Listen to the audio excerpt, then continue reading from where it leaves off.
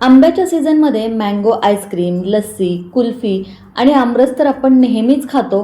पण हे असे आंब्याचे लाडू तुम्ही कधी खाल्ले आहेत का? तर आज इथे आपण आहे ना, पेढ्याप्रमाणे मऊसूत आणि अगदी तोंडात टाकताच विरघळणारे हे आंब्याचे लाडू बनवून तयार केलेले आहेत. बनवायला अतिशय सोपे आहेत, अगदी झटपट तयार होतात. चला तर मग हे सुमधुर चवीचे आंब्याचे लाडू कसे तयार करायचे ते बघूयात. तर त्यासाठी इथे मी 1 वाटी आंब्याचा गर घेतलेला आहे. पिकलेला ताजा गोड आंबा घेऊन त्यातला गर काढून घेतला आणि याला मिक्सरवर फिरून घेऊन त्याचा हा असा वाटीभर पल्प घेतलेला आहे. आता आपण लाडू बनवायला घेऊ. तर त्यासाठी काय करायचं, गॅसवर कढई गरम करायला ठेवायची. यामध्ये घालूयात 1 वाटी बारीक रवा. तर ज्या वाटीने मोजून आपण आंब्याचा पल्प घेतलेला आहे त्याच वाटीने मोजून आपल्याला रवा घ्यायचा आहे. गॅस मध्यम ठेवायचा आणि मध्यम गॅसवरती रवा आपल्याला 1 मिनिटभरासाठी असाच भाजून घ्यायचा आहे. यातलं थोडंसं मॉइश्चर कमी होईस तोपर्यंत रवा आपण असाच भाजून घेतला. त्यानंतर यामध्ये घालायचं आहे 1 चमचाभर साजूक तूप. तर सुरुवातीला मी यामध्ये फक्त 1 चमचाभर साजूक तूप घातलेलं आहे. पुढे जाऊन आपल्याला आणखीन गरज लागली तर आणखीन थोडंसं तूप आपण यामध्ये ॲड करणार आहोत. तर तुपावर रवा आपल्याला मध्यम गॅसवरती छान बदामी रंग येईस तोपर्यंत चांगला भाजून घ्यायचा आहे. रवा भाजताना गॅस मोठा ठेवायचा नाही, मध्यम गॅसवरतीच रवा आपल्याला चांगला भाजून घ्यायचा आहे.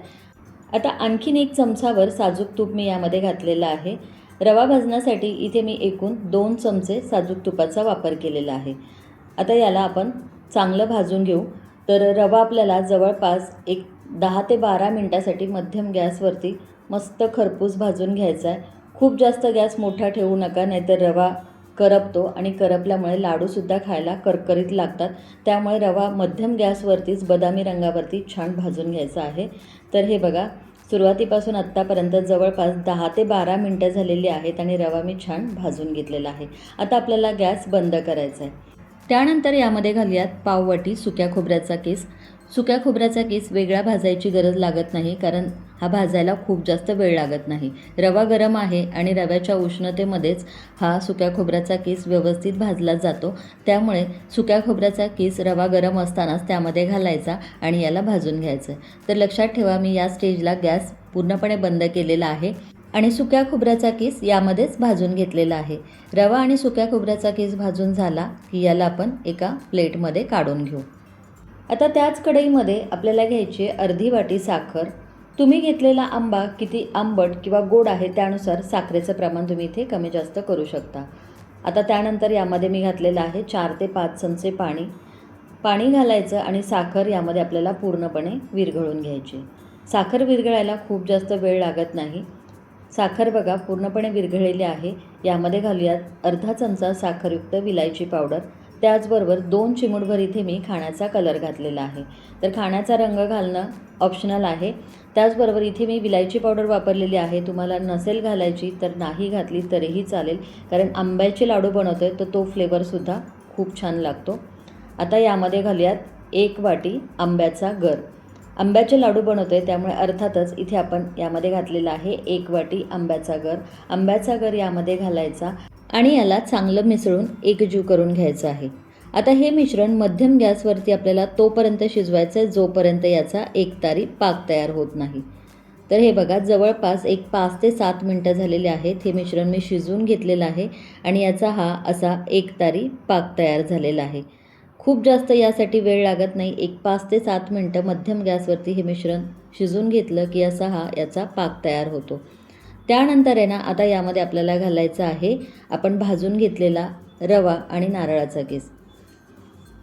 आता गॅस आपल्याला मंद ठेवायचा आहे आणि मंद गॅसवरती भाजलेला रवा या मिश्रणामध्ये व्यवस्थित आपल्याला मिक्स करून घ्यायचा आहे, चांगला एकजीव करून घ्यायचा आहे. याला खूप जास्त शिजवायची गरज नाही, फक्त रवा या मिश्रणामध्ये मिक्स करून घ्यायचा आणि लगेचच आपल्याला गॅस बंद करायचा आहे. हे मिश्रण आपल्याला शिजवून घ्यायचं नाही. भाजलेला रवा यामध्ये घातल्याबरोबर बघा, सगळ्या रव्याने पाक शोषून घेतलेला आहे आणि लगेचच या मिश्रणाचा गोळा मिळून आलेला आहे. छान असं मिश्रण तयार झालं आहे. खूप जास्त घट्ट किंवा सैलसरसुद्धा झालेलं नाही आहे. परफेक्ट लाडू बनवण्यासाठी मिश्रण तयार झालेलं आहे.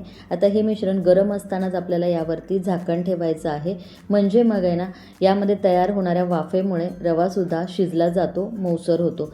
तर हे बघा, हे मिश्रण पूर्णपणे मी गार करून घेतलेलं आहे आणि रवासुद्धा छान असा वाफेमुळे मस्त शिजला आहे, मऊसर झाला आहे आणि छान फुललेलासुद्धा आहे. आता याला हाताने थोडंसं आपल्याला मोकळं करून घ्यायचं आहे. तर तुम्ही इथे बघाल तर पूर्णपणे हे मिश्रण मी थंड करून घेतलेलं आहे आणि हे मिश्रण असं थोडंसं हाताने मोकळं सुटसुटीत करून घ्यायचं, म्हणजे मग याचे लाडू बांधायला आपल्याला सोपे जातात. आता लगेचच या मिश्रणाचे आपण लाडू बांधून घेऊ. तर हे बघा, मिश्रण अगदी व्यवस्थित झालेलं आहे, पाक खूप जास्त घट्ट झालेला नाही आहे, त्यामुळे हे मिश्रणसुद्धा कोरडं झालेलं नाही आहे. अगदी सहज याचे लाडू आपल्याला वळता येतात. तर बघा किती मस्त गोल गरगरीत असे हे लाडू आपले बनून तयार होत आहेत. छान असा लाडू बांधून झालेला आहे.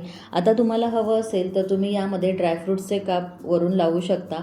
इथे मी थोडेसे पिस्त्याचे काप करून घेतलेले होते आणि हे बघा, हे असे लाडूवरती लावल्यावर लाडू किती सुंदर आणि आकर्षक दिसत आहेत.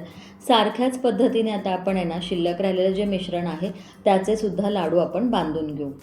तर तुम्ही इथे बघितलंच असेल की लाडूचं मिश्रण व्यवस्थित तयार झालं आहे, त्यामुळे लाडूसुद्धा अगदी फटाफट वळता येतात. छान असे गोल गरगरीत लाडू इथे आपले बनून तयार झालेले आहेत. मस्त असे हे आंब्याच्या चवीचे, तोंडात टाकताच विरघळणारे आणि पेढ्याप्रमाणे मऊसूत असे हे आपले आंब्याचे लाडू बनून तयार झालेले आहेत. तर आंब्याचा सीझन सुरू आहे, तुम्हीसुद्धा नक्कीच हे आंब्याचे लाडू या सीझनमध्ये करून बघा. आजची रेसिपी तुम्हाला कशी वाटली हे कमेंट्स बॉक्समध्ये कमेंट करून सांगायला अजिबात विसरू नका. व्हिडिओ आवडला असेल तर जरूर एक लाईक करा, शेअर करा. पुन्हा भेटूया अशाच एका छानशा रेसिपीसोबत. तोपर्यंत धन्यवाद.